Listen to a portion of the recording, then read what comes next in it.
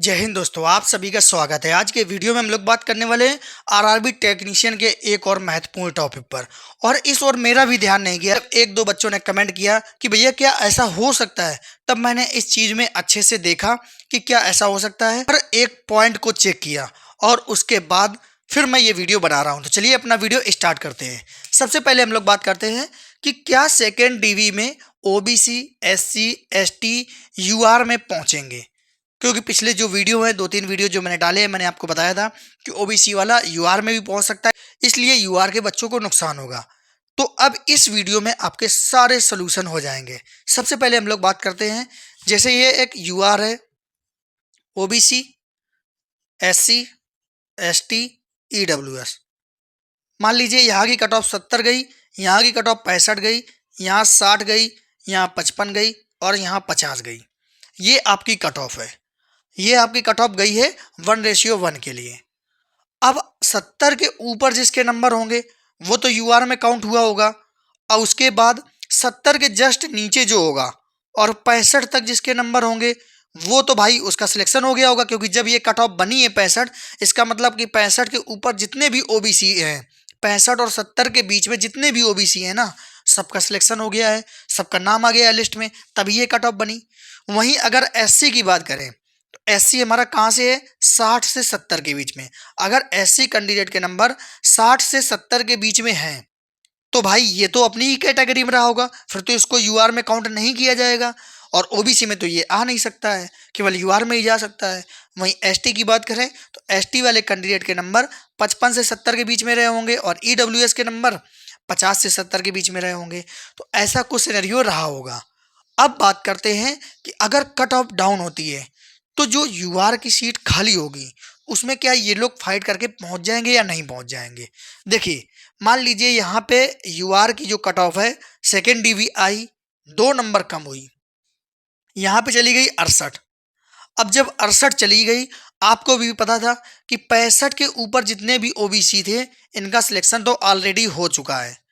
जो 65 के नीचे हैं वो तो इस पे आ नहीं पाएंगे क्योंकि 68 कट ऑफ गई है। अब उसके बाद बात करते हैं एससी की।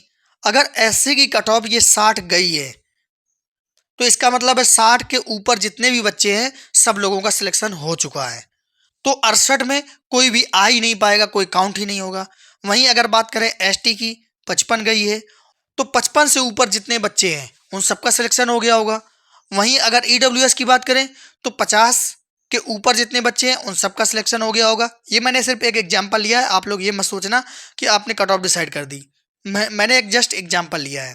तो इससे एक चीज ये पता चलती है कि अगर यूआर की कोई भी कट ऑफ कम होगी तो उसमें सिर्फ यूआर का बच्चा ही सिलेक्ट होगा और कोई बच्चा सिलेक्ट नहीं होगा। क्योंकि आप भी जानते हैं, जो मान लीजिए ये 65 बनी थी कट ऑफ, तो 65 के ऊपर जितने बच्चे थे जब सबका सिलेक्शन हो ही गया है। अब जैसे ये कोई एससी का कैंडिडेट है, अब इनकी 60 कट ऑफ बनी है, इसका मतलब है कि 60 के ऊपर जितने नंबर हैं, जितने बच्चों के नंबर हैं, सबका सिलेक्शन हो चुका है, तभी तो ये 60 कट ऑफ बनी है। मतलब इससे ऊपर सबका सिलेक्शन हो गया है। तो जब ये कट ऑफ 68 इसकी लगी तो कोई भी कैंडिडेट, चाहे ओबीसी का हो, चाहे एससी का हो, चाहे एसटी का हो, चाहे ईडब्ल्यूएस का हो, कोई भी इस यूआर में शामिल नहीं होगा। यहाँ पे फिर यूआर के बच्चे ही जाएंगे। अगर ओबीसी की पोस्ट खाली होती है तो इसमें सिर्फ ओबीसी के बच्चे लिए जाएंगे, एससी की पोस्ट खाली होती है तो सिर्फ एससी के बच्चे लिए जाएंगे। अब एक और एग्जाम्पल ले लेता हूँ। मान लीजिए ये यूआर है, ये ओबीसी है, ये एससी है, ये एसटी है, बस इतना ही ले लेता हूँ। देखिए, अगर यूआर की कट ऑफ 70 लगती है और ओबीसी की कट ऑफ 69 लगती है, एससी की कट ऑफ 65 लगती है और एसटी की कट ऑफ 60 लगती है। मान लीजिए कट ऑफ लगी, क्योंकि बहुत जगह ऐसा हुआ है कि यूआर ओबीसी लगभग बराबर हैं। अब यहाँ पे 70 के ऊपर जो बच्चे थे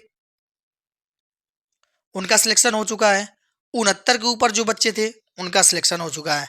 मान लीजिए जब यूआर की कट ऑफ डाउन होके 68 चली जाती है, 68 कट ऑफ चली गई यूआर की, तो यहाँ पे आपको भी पता है कि 69 के ऊपर जितने बच्चे थे उन सब का तो सिलेक्शन हो चुका है, लेकिन जिसका 68.9 रहा होगा उसका सिलेक्शन तो नहीं हुआ है। तो क्या होगा, अब ये 68.9 वाले बच्चे का यहाँ पे नंबर लग जाएगा। तो ये दो चीजें बनती हैं। जहाँ पे कट ऑफ के बीच में काफी ज्यादा गैप है वहां तो भाई ये कोई पहुंच ही नहीं सकता है। लेकिन जिस जोन में यूआर की कट ऑफ ओबीसी से भी कम चली जाएगी, वहाँ ये पॉसिबिलिटी बनती है कि हाँ इसका नंबर लग जाएगा। लेकिन क्या एससी एसटी वाले भी जा सकते हैं? नहीं जा सकते हैं, क्योंकि आपको भी पता है अगर एससी की कट ऑफ 65 बनी है तो 65 के ऊपर सारे बच्चों का सिलेक्शन हो चुका है, तो अब 68 पे तो कोई भी मिलेगा ही नहीं, क्योंकि 65 से नीचे वाले बच्चे ही डिस्क्वालीफाई हुए हैं। तो बहुत सारे लोग सोच रहे होंगे कि एससी और एसटी ये लोग यूआर में किस कंडीशन पर क्वालिफाई करेंगे।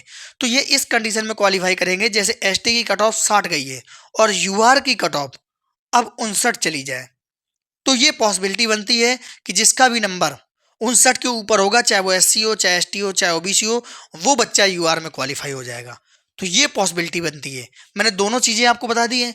अगर मान लीजिए ये जो यूआर की कट ऑफ कम होती है और जो ओबीसी की कट ऑफ गई थी उससे ज़्यादा रहती है, तो फिर इस पे कोई भी नहीं काउंट होगा, वो वैकेंसी टोटल की टोटल यूआर को मिलेगी, उस पे कोई नहीं पहुंच पाएगा। तो आपको मैंने दोनों केस बता दिए हैं, एक ये भी केस है और एक ये भी केस है। ये भी आपको देखने को मिल सकता है, अगर यूआर के बच्चे मैक्सिमम एब्सेंट होते हैं तो ये भी देखने को मिल सकता है, और बहुत जगह ये केस भी आपको देखने को मिलेगा। तो मैंने उम्मीद है दोनों चीज़ें क्लियर कर दी हैं, अभी तक किसी ने भी इस मामले पर ध्यान नहीं दिया होगा। अब उसके बाद बात करते हैं ओबीसी यूआर में गया एब्सेंट के बाद कहाँ जुड़ेगा। मान लीजिए कोई स्टूडेंट है ओबीसी का और उसने यूआर की कट ऑफ क्लियर कर दी, लेकिन वो डीवी मेडिकल के लिए नहीं गया, अब्सेंट हो गया। तो बहुत सारे बच्चों का ये प्रश्न था कि फिर वो बच्चे की सीट जो है वो किस में काउंट होगी, ओबीसी में कि यूआर में। देखिए अब उस बच्चे का नाम तो यूआर पे आ गया है, यूआर की लिस्ट पे सिलेक्शन हुआ है, अगर वो बच्चा नहीं गया है तो सीट भी यूआर की खाली होगी। तो ऐसे केस में यूआर के बच्चों को थोड़ा सा फायदा हो सकता है। यूआर के बच्चों को मैंने हर एक चीज़ आपकी क्लियर कर दी है, उम्मीद है आप लोगों को समझ में आ गया होगा। अभी भी अगर कोई डाउट हो, कोई प्रश्न हो, तो आप लोग जरूर कमेंट करना, आपके प्रश्नों का सलूशन किया जाएगा। अगर अभी भी कोई दिक्कत हो तो मैं आपको एग्जाम्पल लेके फिर से बता दूंगा, आप लोग कमेंट करना। तो आप लोग चैनल को जरूर सब्सक्राइब करना, वीडियो को जरूर लाइक करना, क्योंकि आपके हर एक कमेंट पढ़े जाते हैं और हर एक कमेंट का रिप्लाई मिलता है, छोटी से छोटी समस्या का भी जवाब दिया जाता है। तो मिलते हैं फिर हम लोग अगले वीडियो में। जय हिंद।